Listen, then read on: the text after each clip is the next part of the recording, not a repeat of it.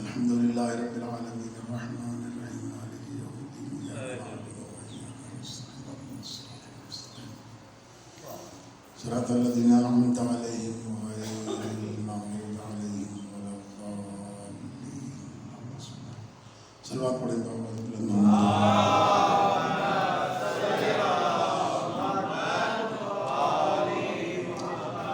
ما شاء الله ولا حول ولا قوة إلا بالله العلي العظيم. أعوذ بالله من الشيطان اللعين الرجيم. بفضل بسم الله الرحمن الرحيم. وبه نستعين وهو خير ناصر ومعين. الحمد لله الذي علا في توحده ودنا في تفرده جل في سلطانه وعظما في أركانه مجيدا لم يزل معمودا لا يزال. الصلاة والسلام والتحية والإكرام على بعثه الله بالنور المضي والبرهان الجلي والمنهاج البادي والكتاب الهادي الخاتم لما سبق والفاتح لمن غلق المعلن الحق بالحق سيدنا ومولانا بالقاسم محمد.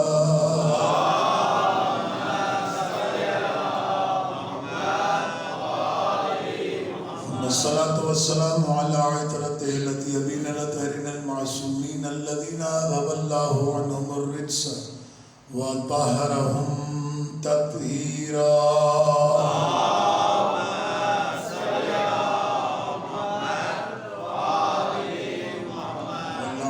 الدائمة الباقية على أعداء الله وأعدائهم أجمعين من يوم عداوتهم إلى قيام يوم الدين. أما بعد فقد قال النبي صلى الله عليه وآله وسلم لولا علي لما كان لفاطمة كفوا أحد من لدن آدم إلى انقراض العالم. صلوات پڑھیں بابا.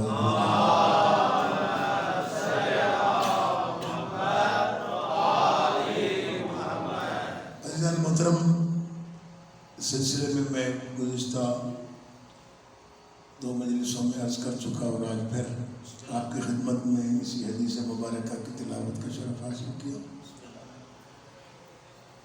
اصل مسئلہ دنیا میں عقل اور تفہیم کا ہے. اللہ تبارک و تعالیٰ نے انسان کو عقل اس لیے دی ہے تاکہ افضل و مفضول کو پہچان سکے، کمتر اور برتر کو پہچان سکے، اچھے اور برے کو پہچان سکے، حلال اور حرام کو پہچان سکے، اپنے اور پرائے کو پہچان سکے، صحیح اور غلط کو پہچان سکے. لیکن اگر انسان عقل کو چھوڑ دے اور یہ سمجھنا چھوڑ دے کون افضل ہے کون مفضول ہے، کون صحیح ہے کون غلط ہے، تو پھر انسان دنیا کے اندر تو فائدہ اٹھا سکتا ہے، آخرت کا خسارے کے علاوہ کچھ نہیں ہوگا.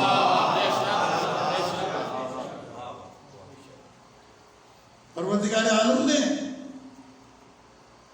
انسان کو عقل و شعور اسی لیے عطا فرمائی اور اسے حجت باطنی قرار دیا. یہ وہ ہادی ہے جو انسان کے اندر اللہ نے خلقت کے طور پر، فطرت کے طور پر، جبلت کے طور پر رکھا ہے. اور اسی کو اگر میں بیان کرنے بیٹھوں تو کئی ہزار حدیثیں اور آیتیں عقل سے متعلق موجود ہیں. اور ہماری کتاب اصول کافی کی پورا چیپٹر ہے باب العقل، پورا مضمون ہے، پورا باب ہے، پوری فصل ہے باب العقل سے. اور قرآن مجید نے اسی لیے مختلف مواقع پر ارشاد فرمایا افلا تعقلون، کیا عقل سے کام نہیں لیتے تم؟ افلا یعقلون، کیا وہ عقل سے کام نہیں لیتے؟ یہ جو عقل سے متعلق گفتگو ہے، چونکہ ہمارے یہاں انسانوں میں مکتب اہل بیت کو چھوڑ کر صرف مکتب اہل بیت کو چھوڑ کر اسلام میں مکتب تشیع کے علاوہ کہیں پر بھی عقل کو اہمیت نہیں دی گئی ہے۔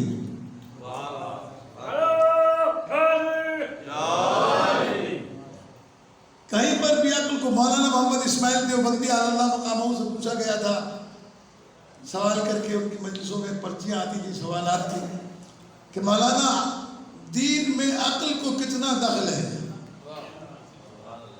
تو انہوں نے جواب میں ارشاد فرمایا تھا کہ کیا یہ بے وقوفوں کا دین ہے؟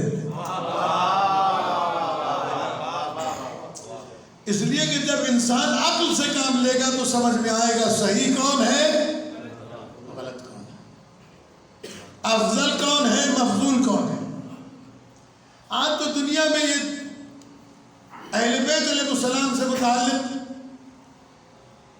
اگر شیعہ یہ کہتے ہیں کہ آل محمد علیہ السلام تمام انبیاء سے افضل ہیں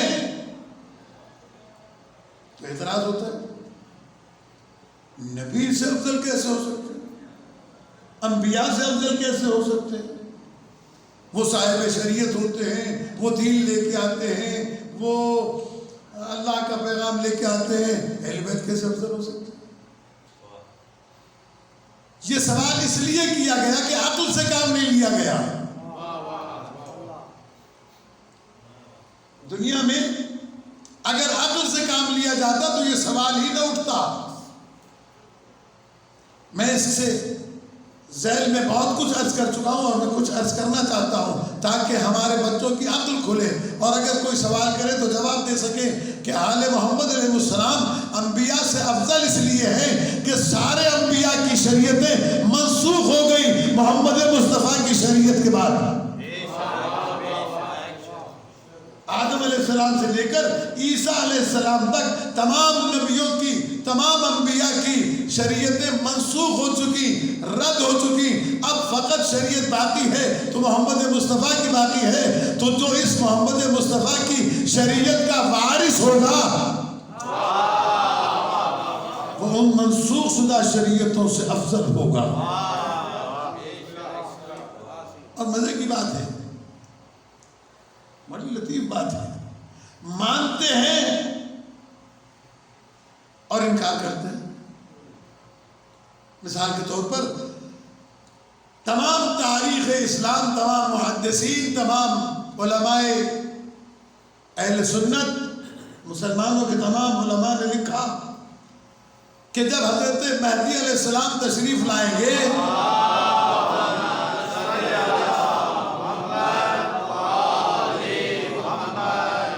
چوتھے آسمان سے آئیں گے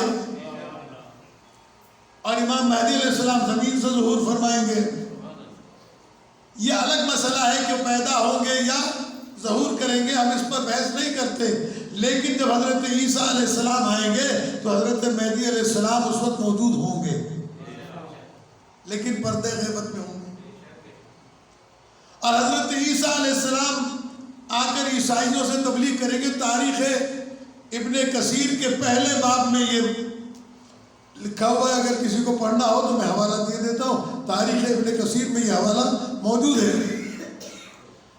کہ حضرت عیسیٰ علیہ السلام آ کر عیسائیوں سے کہیں گے کہ میں آیا ہوں چوتھے آسمان سے صرف تمہیں یہ بتانے کے لیے کہ میری شریعت منسوخ ہو چکی ہے اور اب آخری پیغمبر کا آخری جانشین ظہور کرنے والا ہے۔ تم سب کو دعوت دیتا ہوں کہ کلمہ پڑھو محمد مصطفیٰ کا، اور جب اس کا جانشین ظہور کرے تو اس کے ہاتھ پہ بیعت کر کے اس کا ساتھ دے۔ اب آپ اندازہ کریں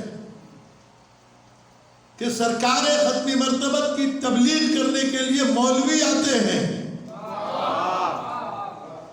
لیکن یہ اس گھرانے کی شان ہے کہ اگر علی کی ولایت کی تبلیغ کرنی ہو تو محمد مصطفیٰ کرتے ہیں، مہدی کی امامت کی تبلیغ کرنی ہو تو چوتھے آسمان سے عیسیٰ۔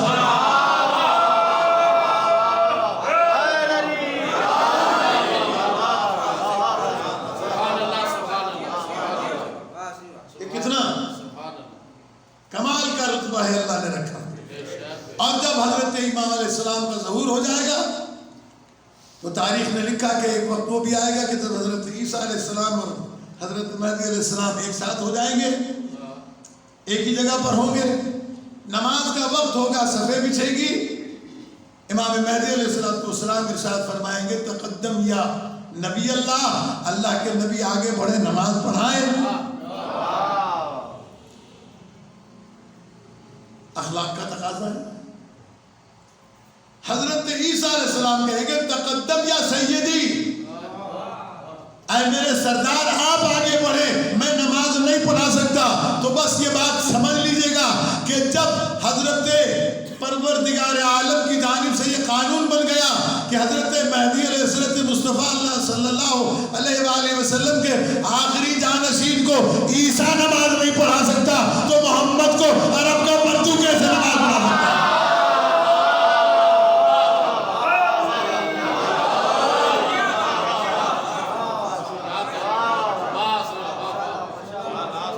عقل سے کام لینے کی، عقل سے سمجھے، شعور بیدار کریں. کہیں گے تقدم یا سیدی، ہے میرے سردار آپ آگے بڑھیں. اب آپ اندازہ کریں کہ جب ان 14 معصومین میں سے 13 کی صف بنائیں، سرکار ختمی مرتبہ اگر امامت کریں اور 12 امام موجود ہوں،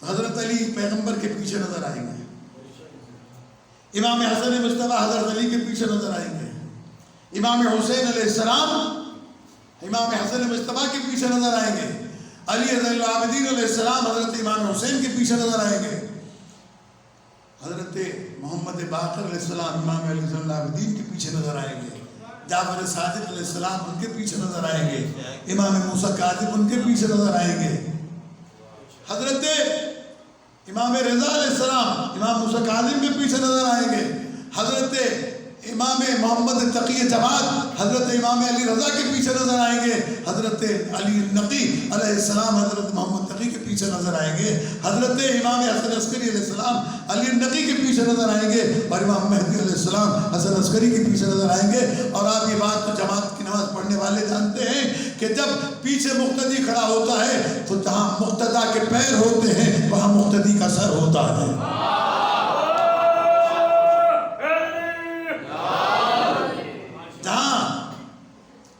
مقتدی کہتے ہیں جس کی اقتداء کی جائے، مقتدی کہتے ہیں وہ جو اقتداء کرنے والا، پیش نماز کے پیچھے نماز پڑھنے والا ہے مقتدی، نماز پڑھانے والا ہے مقتدی. تو جب اتنے سر پیروں میں آ جائیں تو محمد مصطفیٰ سمجھ میں آتے ہیں، اور جب عیسیٰ کا سر مہدی کے پیچھے آئے تو علی کا رتبہ سمجھ میں آتا ہے.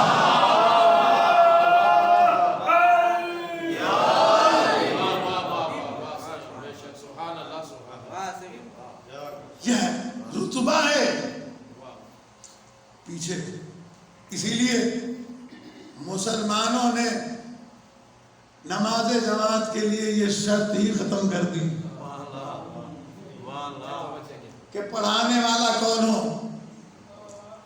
پوچھا گیا کہ کیر پڑھائے نماز، جن سو صف میں جی داڑھی سے پکھاتے تھی ہو جائے بھلے جب تک جو پٹ چھونا ہو جائے، جس کا قد سب سے لمبا ہو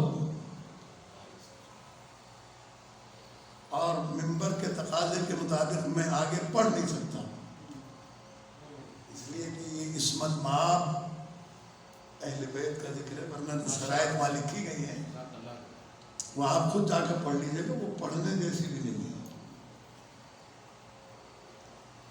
عزیزان گرامی، وہاں کردار کا نام ہی نہیں ہے،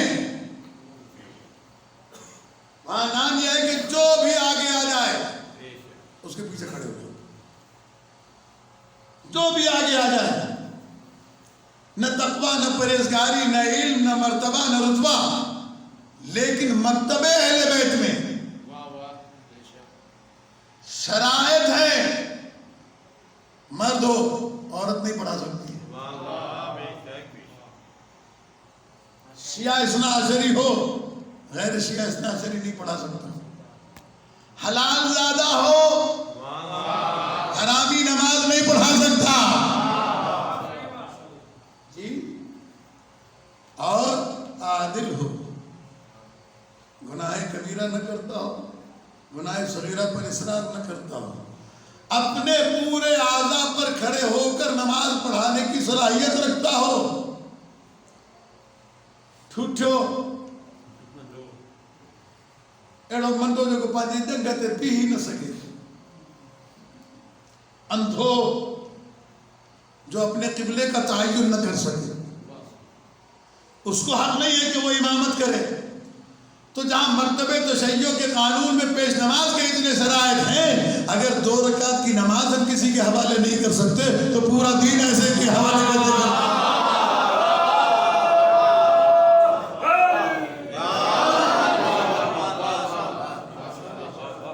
ایک سوال میں آپ کی خدمت میں عرض کرتا ہوں کہ آپ یہاں بھی نماز پڑھتے ہیں، شاہ نجف میں بھی پڑھتے ہیں اور دیگر مسجدوں میں بھی پڑھتے ہیں، آپ پیش نماز رکھتے ہیں مسجدوں میں، مولانا فردوسی صاحب وہاں پیش نماز ہیں، قرآبی صاحب یہاں پیش نماز ہیں، ہم بھی کبھی کبھی جزوی پیش نماز ہیں۔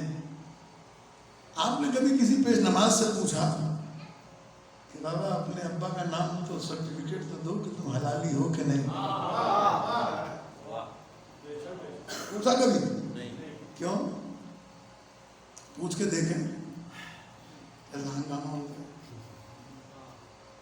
تو کیوں نہیں پوچھتے جب آپ کے یہاں شرط ہے؟ تو جواب آتا ہے کہ اس لیے نہیں پوچھتے، توجہ رکھیے گا، اس لیے نہیں پوچھتے کہ پیغمبر نے فرمایا کہ حرامی علی والا ہو ہی نہیں سکتا، ہم علی والا لاتے ہیں۔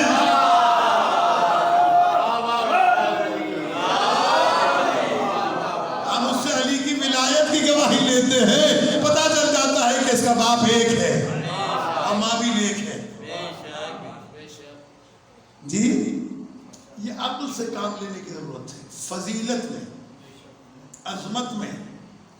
ٹھیک ہے تمام انبیاء ہمارے لیے معصوم اور قابل عزت ہیں، لیکن سرکار قلبی مرتبت امام الانبیاء ہیں۔ یہ لبیک یا رسول اللہ کے نعرے لگانے سے تھوڑی پتہ چلتا ہے، پتہ تو کرو امام الانبیاء ہیں، جو سارے نبیوں کو نماز پڑھائے اسے محمد کہتے ہیں، جس کا کلمہ سارے نبی پڑھے اسے محمد کہتے ہیں۔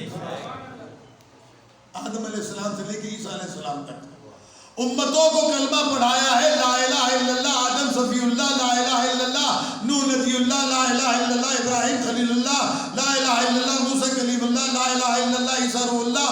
یہ سارے نبیوں نے اپنی امتوں کو کلمہ پڑھایا ہے، لیکن ان نبیوں سے جو پوچھو تم نے کس کا کلمہ پڑھا؟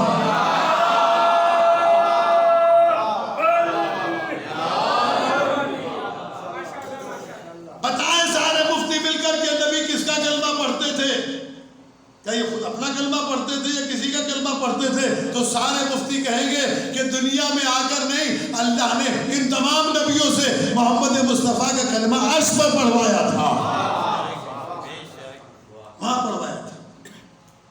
اس کے لیے آیت موجود ہے، میں پڑھ بھی چکا ہوں، صرف آیت پڑھ کے سناتا ہوں، مجھے نمبر میں یاد نہیں رہتے مجھے اور نہ میں یاد کرتا ہوں، اس لیے نہیں یاد کرتا کہ آیت بھی پڑھو اور نمبر بھی بتاؤ، اس تو محنت سامنے والے بھی کریں۔ پروردگار عالم کا ارشاد ہے، وَإِذْ أَخَذَ اللَّهُ مِيثَاقَ النَّبِيِّينَ لَمَا آتَيْتُكُم مِّن كِتَابٍ وَحِكْمَةٍ ثُمَّ جَاءَكُمْ رَسُولٌ مُّصَدِّقٌ لِّمَا مَعَكُمْ لَتُؤْمِنُنَّ بِهِ وَلَتَنصُرُنَّهُ أَأَقْرَرْتُمْ وَأَخَذْتُمْ عَلَىٰ ذَٰلِكُمْ إِصْرِي۔ یہ آیت ہے پوری قرآن مجید۔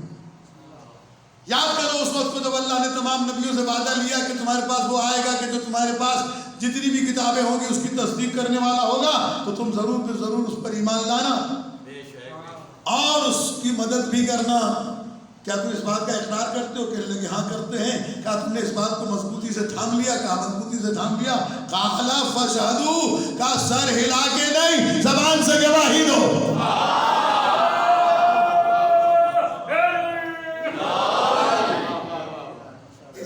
مجلس میں کہتے ہیں کہ مجلس میں بیٹھنے والے گردن نہ ہلائے، زبان سے بولے، پتہ تو چلے گواہی دیتے ہیں ولایت علی کی۔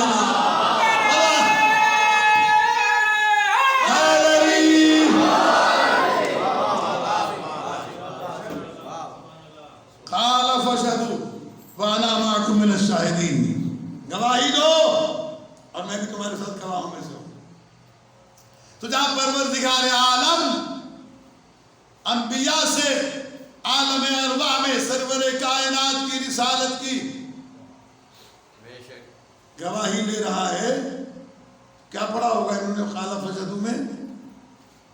کیا ہم گواہی دیتے ہیں کہ محمد اللہ کے رسول ہے؟ بولے میرے ساتھ چپ کیوں ہو گئے؟ کیا کہا ہوگا؟ محمد اللہ کے رسول ہیں، ہم گواہی دیتے ہیں کہ محمد اللہ کے رسول ہیں۔ اب جس مولوی کو اتنی بھی عقل نہیں، جن لوگوں کو اتنی بھی تمیز نہیں کہ اللہ نے جس نبی کا کلمہ عالم الست میں ارواح انبیاء سے پڑھوایا، اسے خود کو پتہ نہیں ہے کہ میں رسول ہوں یا نہیں۔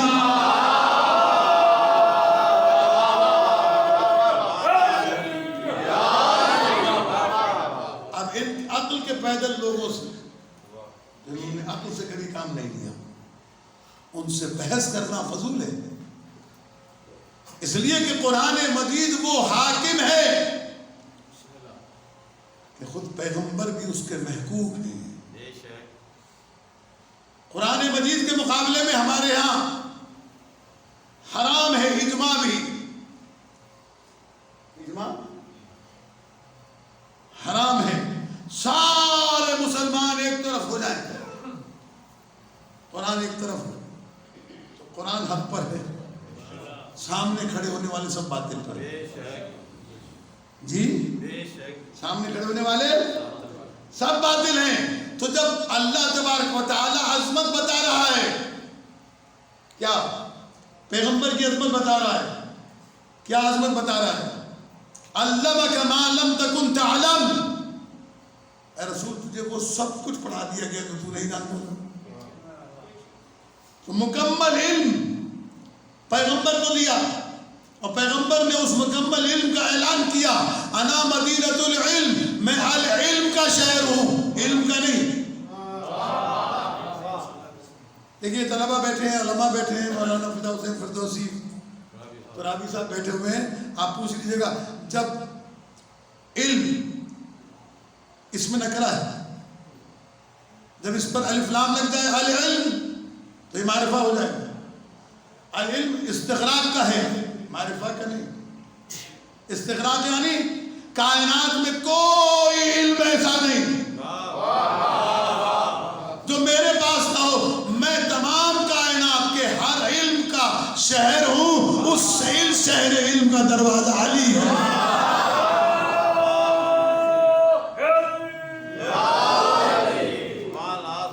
اس لیے کہ جتنا بڑا گھر بنایا جاتا ہے دروازہ بھی اتنا ہی بڑا لگایا جاتا ہے۔ العلم کے شہر کا دروازہ کتنا بڑا ہے، اگر مسلمان اسے سوچ لیں۔ حدیثیں لکھی ہیں، پڑھتے بھی ہیں، مانتے بھی ہیں، فضائل بھی پڑھتے ہیں، پھر بھی کہتے ہیں کہ علی سے وہ افضل ہے، علی سے وہ افضل ہے۔ تمہارا دماغ خراب ہو گیا ہے، یا تو یہ حدیثیں پڑھنا چھوڑ دو یا اسے افضل ماننا چھوڑ دو۔ یہ تو کچھ بھی نہیں ہے، جو کل مسلمان ہوئے ہیں یہ علی سے افضل کیسے ہو سکتے ہیں؟ جو نبی بن کے آئے ہیں وہ بھی علی سے افضل نہیں ہو سکتے۔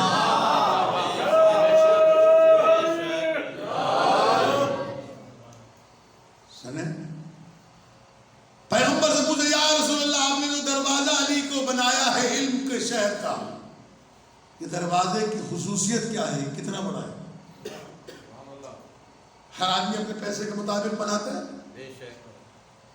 لوگ اسٹیل کا دروازہ لگاتے ہیں، جی گیٹ، کچھ لوگ دیال کی لکڑی کا لگاتے ہیں، کچھ لوگ چیڑ کی لکڑی کا لگاتے ہیں، جن کے پاس بہت زیادہ پیسے ہیں وہ سندل کی لکڑی کا لگاتے ہیں۔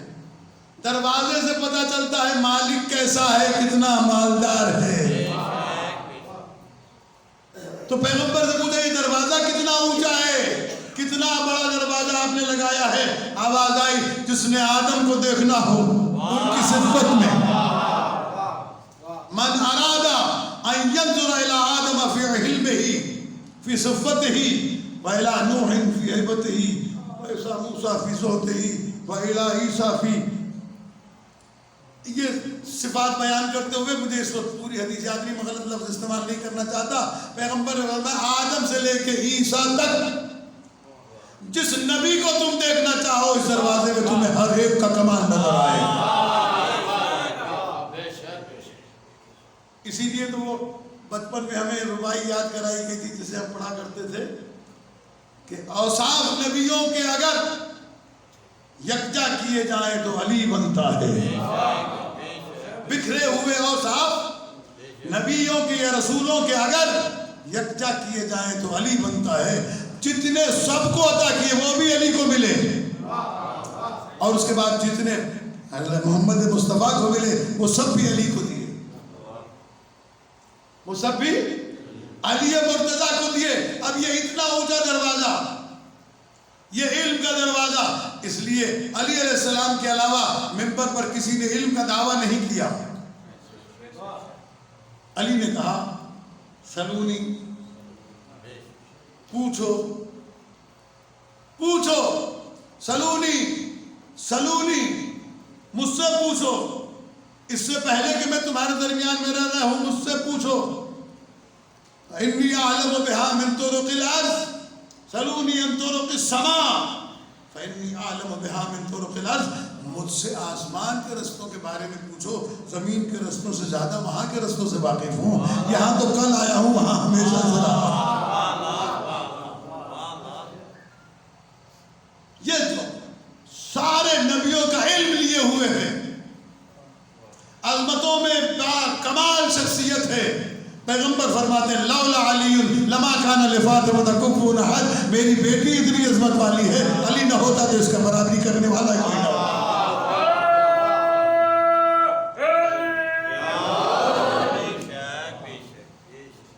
برابر ہیں کمالات میں، آداب میں، فضیلتوں میں. تو جسے اتنی فضیلتیں حاصل ہوں وہ سید کونین کا ہمسر بنا. لکھا ہے تاریخ کتابوں میں، حضرت سرور کائنات مسجد میں تشریف لاتے ہیں. مسجد میں دروازہ کھلتا ہے سید کونین صلوات اللہ علیہ. کتنی فضیلتیں گنوائی جائیں انشاءاللہ عرض کروں گا آپ کے سامنے. مسجد میں انسان بغیر طہارت کے نہیں آ سکتا. اللہ نے حکم دیا میرے حبیب سب کے دروازے بند کرو سوائے علی. مسجد میں کھلتے تھے دروازے سب کے، کب بند کرو؟ کسی نے کہا یا رسول اللہ مجھے اتنی اجازت دے دیں کہ میں کھڑکی کھول لوں. کہا نہیں، کھڑکی کھولنے کی بھی اجازت نہیں ہے، بند کرو سب کے دروازے. پوچھا کس نے بند کرائے؟ سرکار نے فرمایا میں نے نہیں، اللہ کے حکم سے ہوئے، گھر اللہ کا ہے. اور جب یہ گھر ایک دوسرے جب دروازہ کھل گیا تو اب دنیا کے اوپر یہ بات ثابت ہو جانی چاہیے کہ جس کا گھر مسجد کے برابر منزلت رکھتا ہو اس کی اپنی عزت و منزلت کیا ہوگی. غیروں کے واسطے ہے کہ آئیں تو در سے آئیں، اپنوں کے واسطے ہے آئیں جدھر سے آئیں، چاہیں جدھر سے آئیں. اب اسی دروازہ جو مسجد میں کھلا ہوا ہے، اسی دروازے سے جبرائیل آتے بھی ہیں اور جبرائیل جاتے بھی ہیں. وہ دروازہ جو مسجد میں علی کا کھلا ہے، جبرائیل امین اسی سے آتے جاتا ہے. اچھا لکھے والے آپ تو اسے کام نہیں لیتے، لکھنے والوں نے لکھا کہ علی کا دروازہ کھلا تھا اور پہلے حضرت کا روشن دان کھلا ہوا تھا. ہم نے کہا کہ ہمیں اعتراض نہیں ہے، گھر تو دکھاؤ کہاں ہے. جس کا گھر مدینے سے 3 کلومیٹر کے فاصلے پر ہو اس کا روشن دان مسجد میں جیسے گھوم رہا ہے.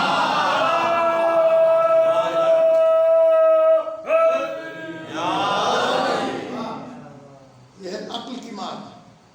عقل ملتی ہی جب ہے جب علی کی ولایت کو قبول کرتا ہے. علی کی مخالفت کے بعد عقل رہتی نہیں ہے. یہ عظمت ہے, فضیلت ہے. میں تو وہ باتیں ابھی تک پڑھ نہیں رہا ہوں کہ جہاں مولا کائنات اور جناب سید کونین آپس میں بیٹھ کر ایک دوسرے سے مباحثہ کرتے ہیں. فاطمہ زہرا فرماتی ہے میں افضل ہوں, علی علیہ السلام فرماتے ہیں میں افضل ہوں. اب یہ ایک دوسرے سے یہی مقابلہ کر سکتے ہیں, تیسرا آ نہیں سکتا کوئی بیچ میں. ایک دوسرے کے برابر ہے. کبیرنا و صغیرنا سوا, چھوٹے اور بڑے سب برابر ہیں. بس عزیزان گرامی میں مجلس کو تمام کرنے جا رہا ہوں. اس بات کو اچھی طریقے سے سمجھ لیجیے گا کہ اس گھر کی عظمت اور فضیلت یہ ہے, اس گھر کی عظمت یہ ہے, فضیلت یہ سب جانتے ہیں کہ ملائکہ کو اللہ نے خلق فرمایا ہے. آپ جانتے ہیں ملائکہ کے بارے میں کہ وہ سوتے کب ہیں؟ پکنک پہ جاتے ہیں, گھر کا سودا لینے جاتے ہیں. کیوں؟ نوری مخلوق ہے. آپ کیسی باتیں کر رہے ہیں؟ فرشتے نہ سوتے ہیں, نہ پکنک پہ جاتے ہیں, نہ چھٹی کرتے ہیں, نہ بیوی نہ بچے. نوری مخلوق ہے, بس جس عبادت کے لیے خلق کیے گئے ہیں, جس عبادت کے لیے خلق کیے گئے ہیں بس وہی عبادت کرتے ہیں. جو رکوع میں ہے وہ قیامت تک رکوع میں رہے گا, جو تشہد میں ہے وہ تشہد میں رہے گا, جو قیام میں ہے وہ قیام میں رہے گا, جو پرواز میں ہے وہ پرواز میں رہے گا, جو ذکر میں ہے وہ ذکر میں رہے گا. ہر ایک فرشتہ اپنی اپنی جگہ کے اوپر اپنے اپنے کام میں مصروف ہے. لیکن واہ رے سیدہ تیری عظمت کہ بی بی سو جائیں اور حسنین رونے لگے تو فرشتے اللہ سے کہیں معبود اجازت دے کہ حسین کا جھولا جھلا.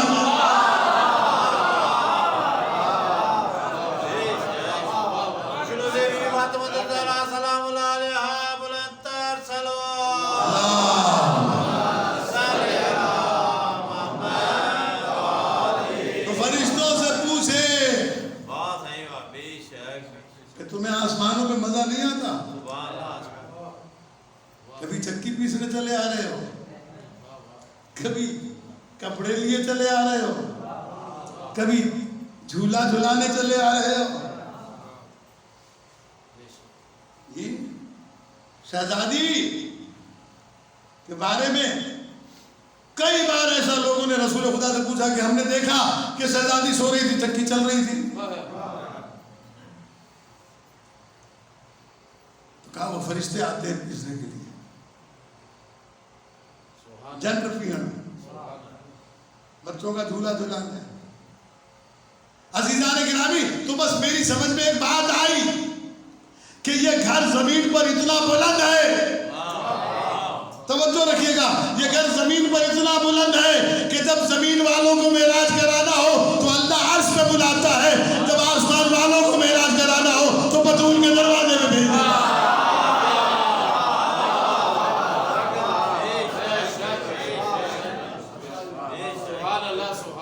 سیدہ کونین صلوات اللہ علیہ کے دروازے پر بھیج دیتا. یہ دروازہ اتنا عظیم ہے, اس دروازے کی بلندی اتنی ہے.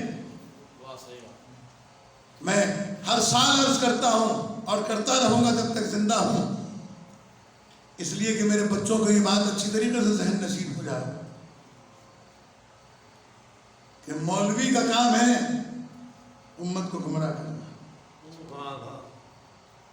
اور مولوی ہی کا کام ہے امت کو سیدھا رستہ دکھانا.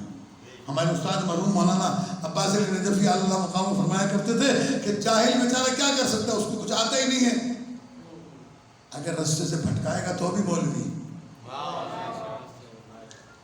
اور رستے پہ لائے گا تب بھی عالم. یہ پہچاننا تمہاری ذمہ داری ہے کہ کون بھٹکا رہا ہے کون لا رہا ہے.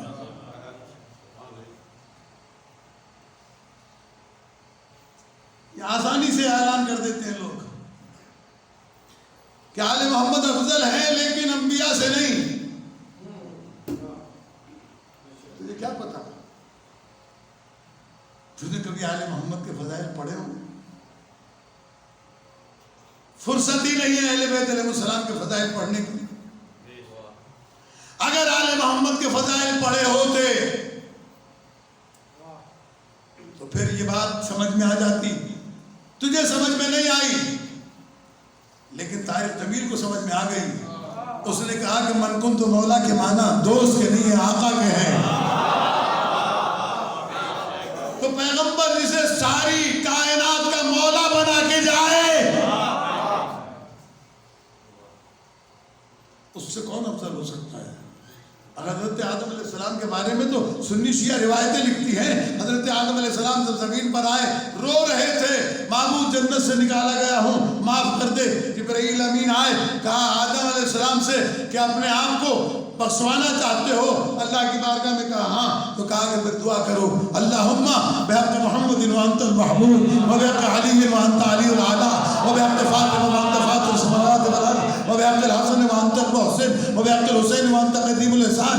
جس کا نام لے کر آدم اپنے گناہ معاف کراتا ہو.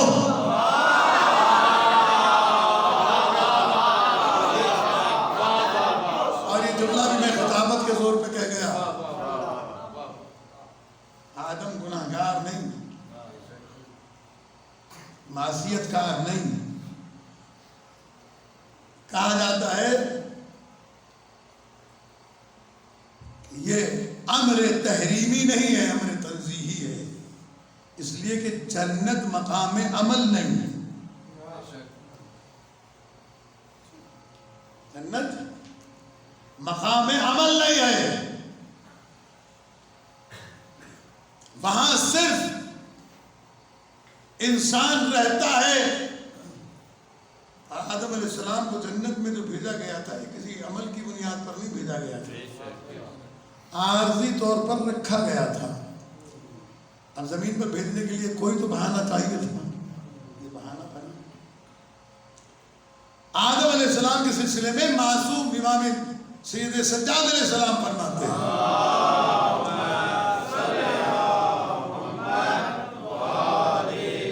چونکہ نبی معصوم ہوتا ہے، گناہ کبیرہ و صغیرہ نہیں کر سکتا. یہ ترک اولا کہلاتا ہے. میں عرض یہ کرنا چاہتا ہوں کہ اللہ نے اسی وقت نہیں بلکہ یہ جب آدم علیہ السلام کو خلق فرمایا تھا اس وقت بھی کہا تھا اے آدم یہ جو چہرے تو آسمان پر دیکھ رہا ہے اگر ان کو خلق کرنا مقصود نہ ہوتا تو تجھے بھی خلق کرنا مقصود نہ ہوتا. اگر میں ان کو نہ بناتا تو کائنات میں کچھ نہ بناتا. اور دیکھ اگر کبھی کوئی مصیبت تجھ پر آ جائے ان کا نام کا واسطہ لے کر دعا کرنا میں تیرے مصیبت کو دور کروں. تو انبیاء جن کا واسطہ دے کر اپنی مصیبتوں کے اندر وسیلہ بناتے ہو تم انہیں کمتر کیسے بنا سکتے ہو؟ اور پھر جب تک ہم زندہ ہیں ہم کسی کو یہ کام کرنے نہیں دیں گے. ہم بتائیں گے اس لیے کہ ہم روٹی ہی اس بات کی کھاتے ہیں کہ آل محمد کی عظمت کو دنیا کے سامنے پیش کیا ہے. کیونکہ ایک بات یاد رکھیے گا کہ اگر انسان عمل میں کمزور مر گیا تو بخشش کے امکان ہیں. اگر ایمان میں کمزور مر گیا تو دنیا بھی گئی آخرت بھی گئی. کوئی نہیں بخشوا سکتا، نہ کوئی مولوی نہ کوئی ملا نہ کوئی خطیب، کوئی نہیں بخشوا سکتا. اپنے اعمال کو درست رکھیں، اس سے پہلے اپنے عقیدے کو درست رکھیں. عقیدہ درست ہوگا تو خسارے سے بچیں گے. آل محمد علیہ السلام کے بارے میں اتنی سی بھی گنجائش نہیں کہ انسان تھوڑا سا بھی ان کے بارے میں سوچے. خود معصوم نے فرمایا ہمارے بارے میں زیادہ نہ سوچنا ورنہ گمراہ ہو جاؤ. میں عرض کیا کرتا ہوں ہمیشہ کہ اہل بیت علیہ السلام کے بہت سارے ایسے بھی لوگ پیدا ہو گئے جو ان کی ولادت منبر سے ڈسکس کرتے ہیں. بہت بڑی بے غیرتی ہے. ہم اپنی ولادت ڈسکس نہیں کرتے تو آل محمد کی کیسے؟ یہ راز قدرت ہے اللہ اور آل محمد کے درمیان میں، وہ راز جو اللہ نے خود ان کے گھرانے والوں پر بھی نہیں کھولا۔ مولانا تشریف فرمائے، کتابیں موجود ہیں مارکیٹ میں، آپ تھوڑا سا توجہ کیجئے گا، آپ کی سمجھ میں بات آ جائے گی کہ حضرت امام حسن عسکری علیہ السلام نے اپنی پھوپھی کو روکا،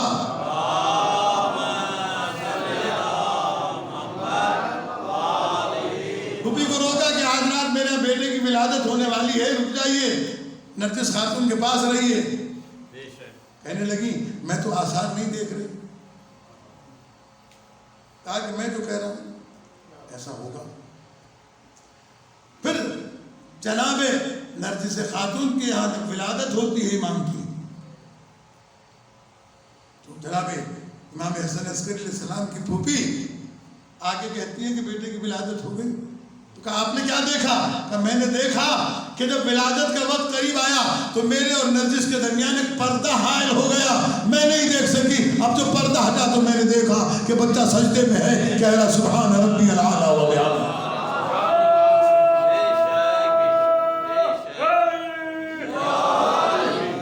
تو جس راز کو اللہ تبارک و تعالی اہل بیت کے گھرانے والوں پر نہیں کھولتا، تمہیں کیا پہنچتا ہے کہ تم اس کے بارے میں ڈسکس کرو؟ اپنی حد میں رہ کے انسان کو بات کرنی چاہیے، اپنے رتبے کے مطابق بات کرنی چاہیے۔ حد سے آگے بڑھو گے تو جبرائیل کا لفظ آپ کے سامنے ہے کہ پیغمبر نے فرمایا یہ کون سی دوستی ہے کہ سفر میں ساتھ ہو اور یہاں رک گئے، آگے کیوں نہیں آتے؟ کہا یا رسول اللہ ایک پور کے برابر بھی آگے بڑھا تو چل جاؤں گا۔ تو جہاں رتبہ آل محمد میں جبرائیل 1 انچ کے برابر آگے بڑھے تو چل جائے، تم کہاں باقی رہو گے؟ اپنے درجے پہ رہو، اپنی حیثیت کے ساتھ رہو۔ عزیزان گرامی، یہ رتبہ شہزادی کا ہے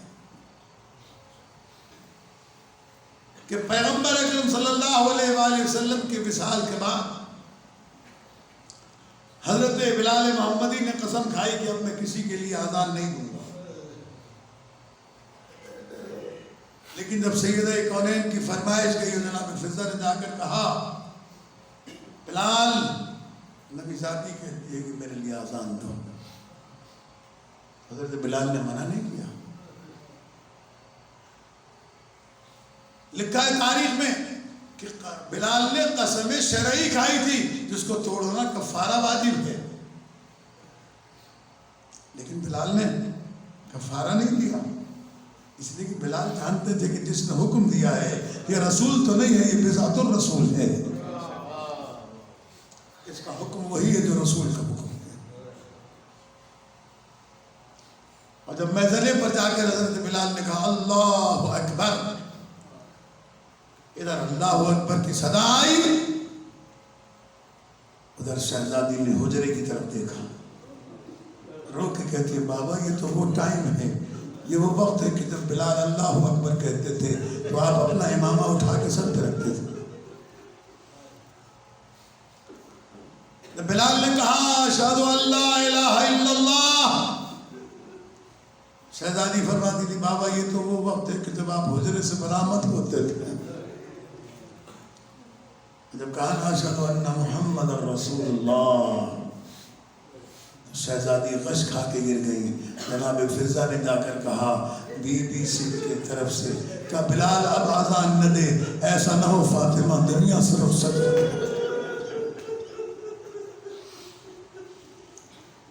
جناب سیدہ کونین صلوات اللہ علیہ،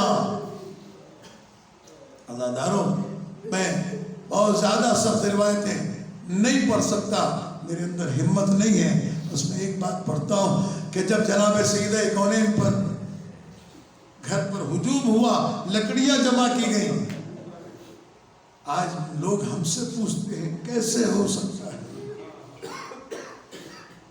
کیسے ہو سکتا ہے؟ یہ بات ہم سے نہ پوچھو، اگر یہ نہ ہو سکتا ہوتا تو نبی ذاتیاں کبھی بازاروں اور درباروں میں نہ جاتے ہو۔ یہ ہوا تھا تبھی تو زینب بنت علی بازار گئے. یہ جرت ملی تھی تو دربار میں گئی بیبیاں. اور جب شہزادی دربار میں گئی، عزاداروں، میں دربار کا واقعہ چھوڑ دیتا ہوں، اس میں ایک جملہ کہنا چاہتا ہوں کہ شہزادی ڈیوڑی کے پیچھے آ کر کھڑی ہو گئی، آگے دروازے کے پیچھے. جب کہا نا کہ علی کو نکالو باہر ورنہ ہم دروازہ جلا دیں گے، جناب سیدہ نے فرمایا دروازے کے پیچھے میں رہتی ہوں، دروازے کے پیچھے میں کھڑی ہوں. کہا کھڑی رہو. کہا اس گھر میں حسنین رہتے ہیں. کہا رہتے ہو، ہم اس دروازے کو جلائیں گے. اور عزیزان گرامی، ظالموں نے دروازہ جلایا. جب آگ کے شعلے بلند ہوئے، ظالم نے دروازے کو ٹھوکر ماری اور چلتا ہوا دروازہ میری شہزادی کے اوپر گرا. عزاداروں، قنفذ ملعون نے میری شہزادی کے بازو پر تازیانہ مارا. عزاداروں، اس دروازے پر سے مولا کائنات کو گرفتار کر کے لے گئے. جناب فضہ کو آواز دی. جناب زہرا صلاۃ اللہ علیہ نے فرمایا آؤ فضہ، مجھے سہارا دو، میرا محسن شہید ہو گیا. عزاداروں، جناب فضہ نے اٹھا کر بیوی کو چارپائی پر ڈالا. تھوڑی دیر کے بعد جب غش سے آنکھ کھلی، علماء نے لکھا جناب سیدہ نے دیکھا کہ پیتیانی کی طرف فضہ کھڑی ہوئی ہے، دائیں طرف حسنین علیہ السلام کھڑے ہیں، بائیں طرف شہزادیاں زینب و کلثوم کھڑی ہیں. ایک مرتبہ سرحانے کی طرف دیکھا، جب سرحانہ خالی دیکھا تو کہا فضہ ایسے عالم میں چھوڑ کر علی کہاں چلے گئے؟ ایسے عالم میں چھوڑ کر مجھے علی کہاں چلے گئے؟ جناب فضہ کہتی ہیں بی بی علی کے گلے میں رسی باندھ کر لے گئے. بس یہ جملہ سنا تو جناب سیدہ اٹھی، آئی مسجد میں. خدا جانے کیسے ہمت ہوئی. آج بابا کی قبر پہ نہیں گئی، ایک کونے میں جا کے بیٹھ گئی. شہزادوں سے کہا جاؤ لالا کو سلام کر کے کہو لالا ذرا اٹھ کے تو دیکھو ہماری ماں کا حال کیا ہو گیا.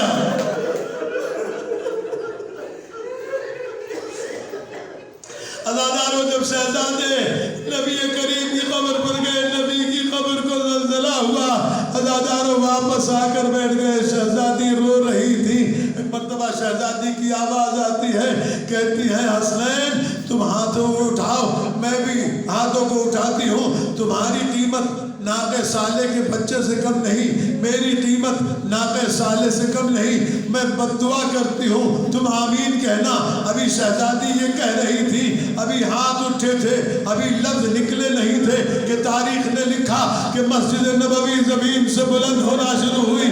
مولا کائنات نے سلمان کو دیکھا، آواز دی کہا سلمان جلدی جا، ابھی قیامت تو نہیں آئی ہے لیکن مجھے لگتا ہے فاطمہ نے بددعا کے لیے ہاتھ اٹھائے ہیں.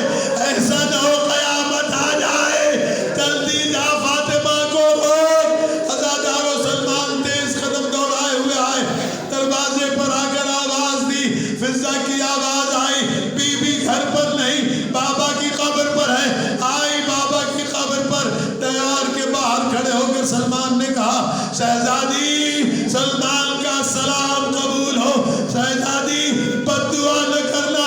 جناب زہرا کی آواز آئی، میرا حق چھنا، میں نے صبر کیا، میرا محسن قتل ہوا، میں نے صبر کیا، میرا دروازہ جلا، میں نے صبر کیا، لیکن اب علی کے گلے میں